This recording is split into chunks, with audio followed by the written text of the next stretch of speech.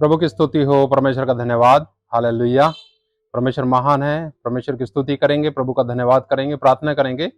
पिता, आपका धन्यवाद करते हैं आज के इस समय के लिए। प्रभु, आप महान और जीवित, अनुग्रहकारी, विलंब से कोप करने वाले परमेश्वर हैं। प्रभु, आपने दया की और प्रभु जी ये सौभाग्य दिया कि हम आपके चरणों में आ सकें, आपकी वाणी का अध्ययन कर सकें। प्रभु, जितने भाई बहन, बच्चे, बुजुर्ग, नौजवान आज आपकी वाणी सुनते हैं, प्रभु मन की आंखों को ज्योतिर्मय करें। और प्रभु जी, पवित्र आत्मा जी, आप ही प्रकाशन दें, ताकि जो वचन सुनते हैं हमारे आत्मा, जीवन और व्यवहार में उतरने पाए।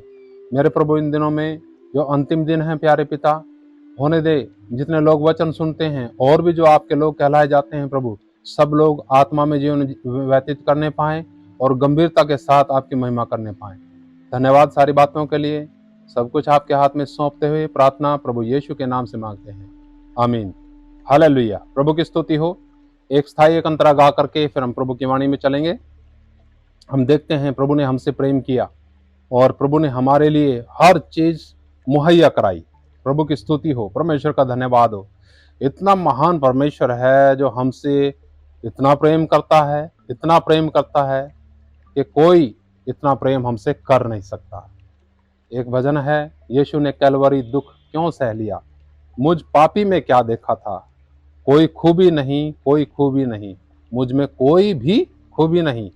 पापी मैं था, अपराधी मैं था, लेकिन सजा, दुख और क्रूस की मौत यीशु मसीह ने मुझ पापी के लिए, हम सब के लिए सही। एक भजन है, एक स्थायी एक अंतरा गा करके हम प्रभु की वाणी में चलेंगे। यीशु ने कैलवरी दुख क्यों सह लिया, मुझ पापी में क्या देखा था, कोई खूबी नहीं, कोई खूबी नहीं, मुझ में कोई भी खूबी नहीं, कोई खूबी नहीं, कोई खूबी नहीं, मुझ में कोई भी खूबी नहीं। प्रेमियों ने तो छोड़ दिया था, कोई न मिला था तेरे सिवाय। प्रेमियों ने तो छोड़ दिया था, कोई न मिला था तेरे सिवाय। यीशु ने कैलवरी दुख क्यों सह लिया, मुझे पापी में क्या देखा था, कोई खूबी नहीं, कोई खूबी नहीं, मुझ में कोई भी खूबी नहीं, कोई खूबी नहीं, कोई खूबी नहीं, मुझ में कोई भी खूबी नहीं। हालेलुया। कोई खूबी नहीं, कोई खूबी नहीं, मुझ में कोई भी खूबी नहीं, फिर भी उसने मुझसे प्रेम किया, हमसे प्रेम किया। उसका जो प्रेम है अथाह है, वर्णन से बाहर है। प्रियो, हम सब उसके प्रेम में बढ़ते जाएं। उसके प्रेम का जिक्र हम देखने पाएंगे प्रभु के वचन में, और उसने किस प्रकार से हमसे प्रेम करके हमारे लिए हर चीज का उसने प्रबंध किया। हम पढ़ते हैं यूहन्ना की पत्री, पहली पत्री और उसका दूसरा अध्याय, 1 और 2 वचन पढ़ेंगे। यहाँ पर इस प्रकार लिखा है, हे मेरे बालकों, मैं ये बातें तुम्हें इसलिए लिखता हूं कि तुम पाप न करो, और यदि कोई पाप करे तो पिता के पास हमारा एक सहायक है, अर्थात धर्मी यीशु मसीह, और वही हमारे पापों का प्रायश्चित है, और केवल हमारे ही नहीं वरन सारे जगत के पापों का भी। प्रियो, यहाँ पर प्रभु की वाणी में लिखा है, प्रभु का दास कहता है कि हे बालको, ये बातें मैं तुम्हें इसलिए लिखता हूं कि तुम क्या ना करो, पाप करो। लेकिन प्रियो, हम सब प्रयास करते हैं, हम सब अभ्यास भी करते हैं कि कोई हमारे जीवन से पाप या गुनाह ना हो। लेकिन क्या है, मनुष्य होने के नाते कहीं ना कहीं कमजोरियां रह जाती हैं, कुछ ना कुछ कमियां हो जाती हैं, गलतियां हो जाती हैं। प्रभु एक भी गलती को स्वीकार करने के लिए तैयार नहीं है। इसलिए प्रभु यीशु मसीह ने अपना लहू बहाया, और यहाँ लिखा है ना कि यदि कोई पाप करे तो पिता के पास एक सहायक है, अर्थात धर्मी यीशु मसीह। जब हमने पाप किया तभी प्रभु यीशु मसीह इस दुनिया के अंदर आए। पाप के कारण ही उसका नाम यीशु मसीह रखा गया, और वही हमारा सहायक है। यानी लिखा है वही हमारे पापों का प्रायश्चित है, माफी हमारे पापों की वही है, उसका लहू है। और केवल हमारे ही नहीं वरन सारे जगत के पापों का। अगर हमारे जीवन में कमियां आ जाती हैं, गलतियां आ जाती हैं, अपराध आ जाते हैं, गुनाह आ जाते हैं, पाप आ जाते हैं, तो हम प्रभु के पास आए, उससे क्षमा मांगे। उसका लहू आपके लिए, मेरे लिए एक सहायता के रूप में दिया गया परमेश्वर की तरफ से। प्रियो, प्रभु यीशु मसीह का लहू ही आपके और मेरे पापों के प्रायश्चित के बदले में पिता परमेश्वर स्वीकार करते हैं। और कोई रास्ता नहीं है, कोई भी रास्ता नहीं है क्षमा का। सिर्फ एक ही रास्ता है, वो है यीशु मसीह का लहू। यीशु मसीह के लहू में आपको और हमें और सारे जगत को पापों की क्षमा है। कितना अद्भुत रास्ता उस स्वर्गीय पिता ने आपके लिए, मेरे लिए तैयार किया। एक जगह और हम देख करके फिर हम समाप्त करेंगे। ज्यादा लंबा वीडियो मैं नहीं बनाता हूँ, इसलिए कि लोग आराम से उसको देख करके समझ सके। इब्रानियों की पत्री और उसका 12 अध्याय और उसका 24 वचन पढ़ेंगे।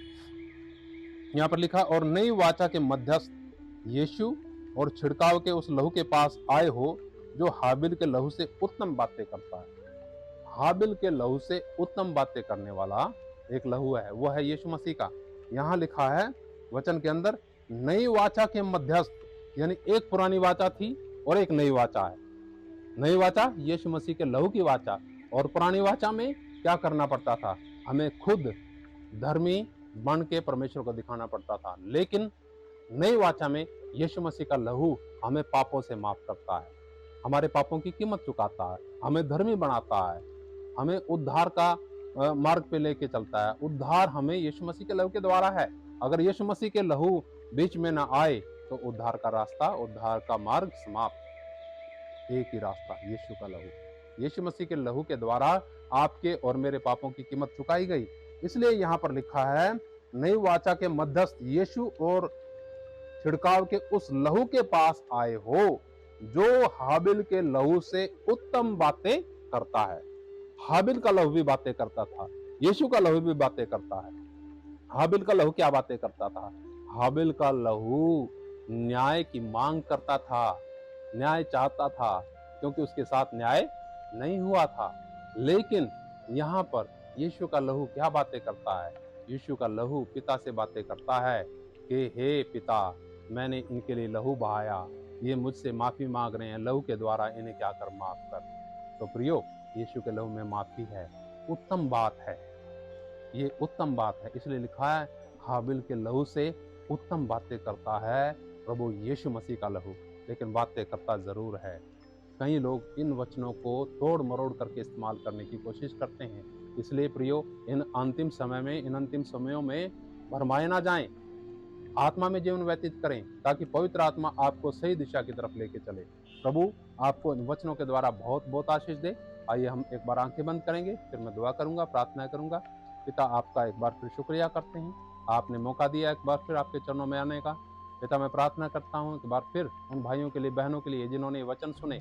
प्रभु, आपने हम सबके पापों को धो दिया, माफ कर दिया, उसके लिए धन्यवाद करते हैं। मेरे प्रभु यीशु मसीह, अगर कोई अभी भी अपने अपराधों में जीवन व्यतीत करते हैं, अभी भी प्रायश्चित नहीं है, अभी भी मन के अंदर अफसोस नहीं है अपने गुनाहों के लिए, प्रभु हर एक सुनने वाले अफसोस करने पाए उन पापों के लिए, गुनाहों के लिए जो आपके ही विरुद्ध हम सब ने किए प्रभु।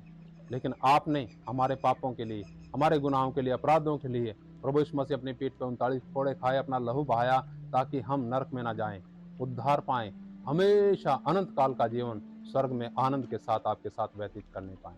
मेरे प्रभु, आपके प्रबंध के लिए धन्यवाद करते हैं। प्रभु, भाइयों की, बहनों की, बच्चों, बुजुर्गों की, सबकी मन की आंखों को प्रकाशमान कीजिए प्रभु, ताकि आपकी वाणी समझने पाए।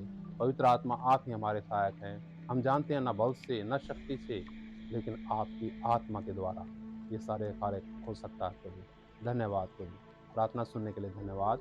अगर कोई इस समय बीमार है, परेशान है, हताश और निराश है प्रभु किसी परिवार में, मैं आपके नाम से, प्रभु यीशु के नाम से दुआ करता हूँ प्रभु, आप सहायता कीजिए, मदद कीजिए प्यारे परमेश्वर।